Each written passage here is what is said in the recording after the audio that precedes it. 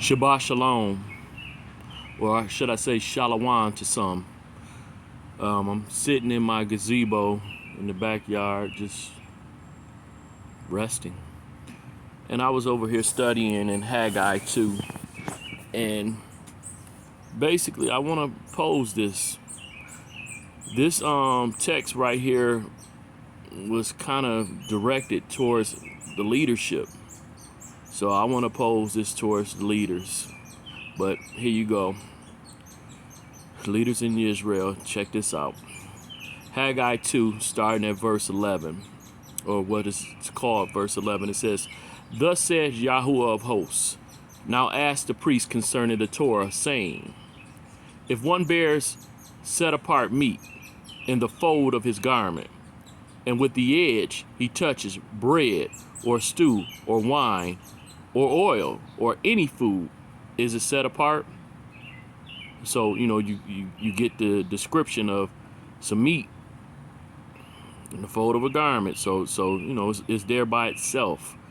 And then when you touch something just at the edge, something else, and it's asking, is it set apart?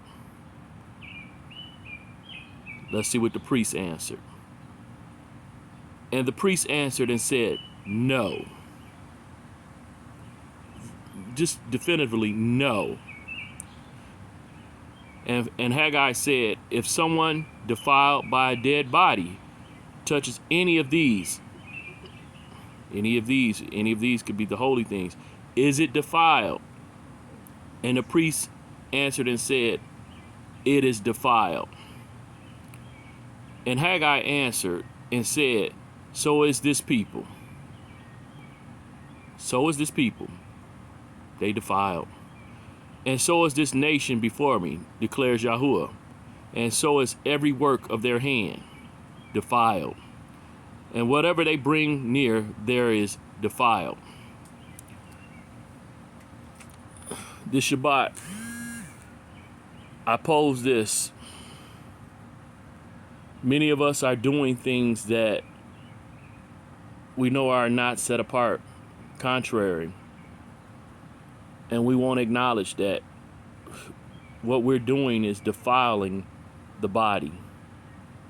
We're saying we're a part of the body, but yet we're doing these things that are not set apart, and we're still staying connected to the body. How is the body not defiled, no longer set apart? You being a member, you being attached, and you're doing these things. Not considering the body, but doing things that you consider for yourself. Things that someone may challenge you on and ask you.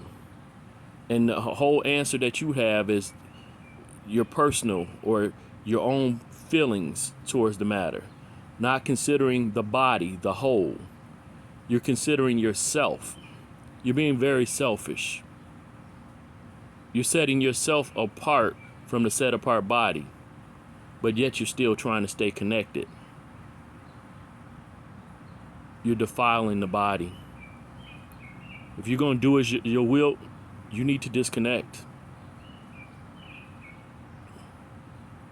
You can't be connected to that set apart body and not have an effect on it. The defilement that you entertain, the things that you do, it affects the whole body, and you need to be considerate of that. Who am I to judge? I'm not your judge. But that text right there, Haggai posed that to Israel, to the leaders. And they called it out and said themselves, defiled, defiled, defiled. He gave parables or gave descriptions of other things, and then he showed them by their own answers. They condemned themselves. Some of you need to actually get in the mirror, need to talk to Yah and see what he says. And if someone points out some of your error, you need to be able to heed that and then get it right. It's time to get it right. Just saying, I'm not your judge, but you need to, Do a self-evaluation. All right. Shabbat Shalom. This is a set-apart day. Not supposed to be working. Not one to judge. I had a season where I had to work or whatever, and then I basically came to the point that, no, I refuse to, because I want to honor Yah. Will you make the choice to refuse some of the things that's selfish and honor Yah? Again, I'm not your judge. This is your own walk. Will you endure to the end? Hallelujah. Hallelujah.